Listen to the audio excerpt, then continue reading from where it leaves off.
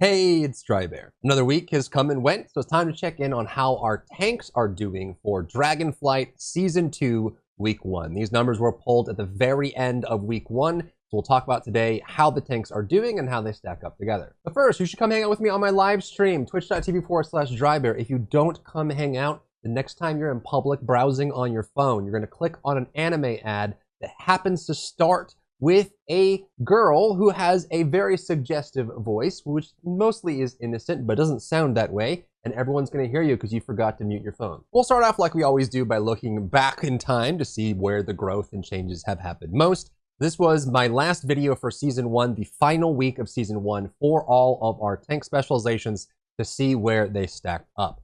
Kind of shocking, actually. We saw Protection Warrior being the king and queen of Season 1 until about the last month or so, the last 3 weeks. We saw Protection Paladin after the major reworks in 10.0.5 and 10.0.7 just rocket to popularity, very powerful, very strong. Brewmaster had a tough start in the season, but then by mid-season was one of the best tanks, high damage output. They got some reworks that were kind of on the fence, but they ended up being really good. Blood DK was in the top 2 competing with Protection Warrior, and they slowly slipped down a little bit as well. And unfortunately, Guardian Druid has been at the bottom for all of Season 1, where Vengeance Demon Hunter has been in the middle, 3rd or 4th the whole season long. So let's check in on Season 2, Week 1, where the tanks stack up. And here we are. So keep in mind that these are stats pulled directly from Warcraft logs, so logs that have been publicly posted. A lot of the Raider IO logs get automatically posted, so there's actually a pretty good number of these being shown.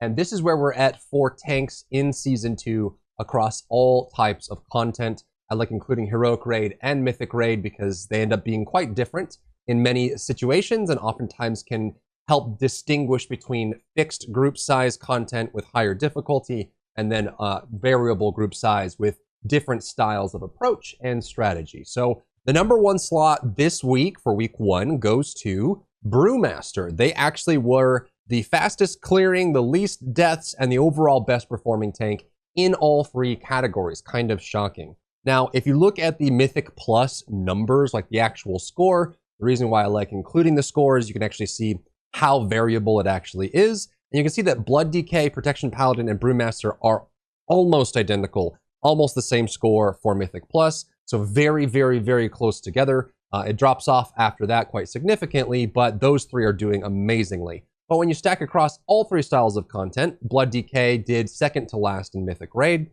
So that kind of attributed to them not being able to keep up with Brewmaster in points, but they did almost the same in Heroic Raid. So that kind of tells you exactly where those tanks are. Now, keep in mind, Week 1, almost no one, unless they got super lucky, has their set bonus active. And if they do, it's probably only 2 set. The stats have changed quite a bit, and those breakpoints have changed. And as people start to gear up again, they start to get new breakpoints, new valuations for their stats, and that changes a lot on how they perform. But in first place is Brewmaster. Second overall is Blood DK, primarily because they were very close to tied to first for Mythic Plus, and quite close to the first place in Heroic Raid, falling just short of Brewmaster. They're much lower in Mythic Raid, but what is encouraging here is most of the tanks in Heroic Raid are not that far apart. If you look at the red bar in the middle of all the graphs, it's about the same size. So when we're talking about fixed group size of 20, everyone has to do mechanics. You can't cheese it or cheat it. In that case, almost all the tanks perform about the same. A little bit of an outlier for Brewmaster and Protection Paladin, but the others are very close together, which is encouraging, which means that, you know, when you're doing 20-man Mythic raiding in Aberrus without set bonuses, the tanks are all very good. That's a great setup. When we look at Heroic Raid in general, we can see that Protection Paladin, Vengeance Demon Hunter, Protection Warrior are quite close together. Blood DK, a cut above, and a cut above that is Brewmaster. And then towards the bottom is Guardian Druid. So Guardian Druid and Heroic Raid doing the lowest. We tend to see more of a disparate performance in Heroic Raid, and that usually will start to represent itself for skill ceilings and skill floors. Since you have such a wider audience for Heroic Raid, not everyone does Mythic Raiding. It tends to show when there's kind of like a skill floor for a class. And I would definitely feel like Guardian is definitely more punishing if you don't use your cooldowns and manage your tank stacks properly. Guardian has probably the highest possibility of dying if you miss up on those things. In third place is Protection Paladin, very close to Blood DK and Brewmaster. I would say the top 3 tanks this season so far in week 1 are definitely Brewmaster, Blood DK, Protection Paladin, and we've already talked about at length the Protection Paladin changes that brought them into the forefront. They still have some of the best interruptions for Mythic Plus, self cooldowns, team utility with external blessings and things like that, so they are just amazing, easy pickup. In the middle, on the 4th slot, is Vengeance Demon Hunter. You can see they're actually quite close to the top 3. They are a standard deviation away in Mythic Plus. It's hard to have them compete, but they're definitely doing much better than Guardian Druid or Protection Warrior when it comes to Mythic Plus. Heroic Raid, they do okay.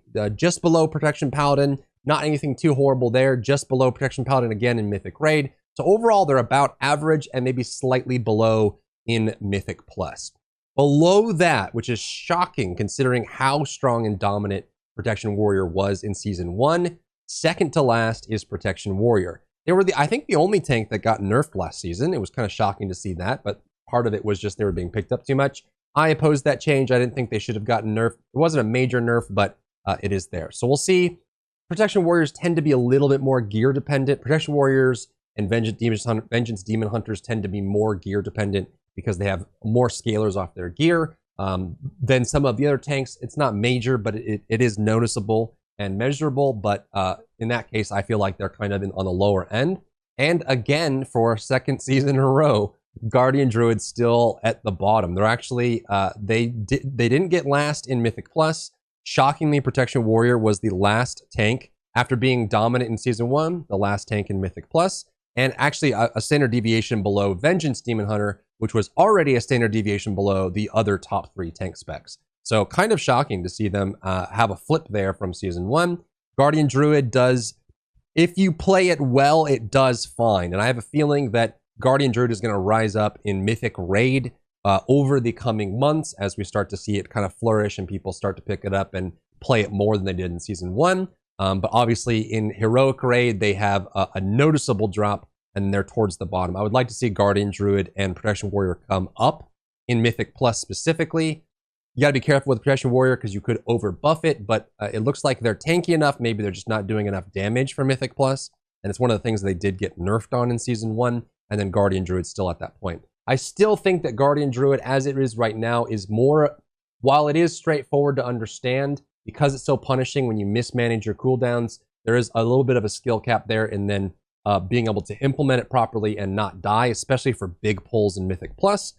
But they have plenty of healing. If you manage it right, it works well. They're good for some of the affixes we have in the new season. So that's where we are with tanks overall. Let me know down below what surprised you, what shocked you, how you interpret this data for the tank performance in Season 2, Week 1, and what your expectations are for Season 2 going into next week, Week 2. If you enjoyed yourself today, leave a like down below. You can support me and my work on Patreon and view Patreon exclusive content, link in the description.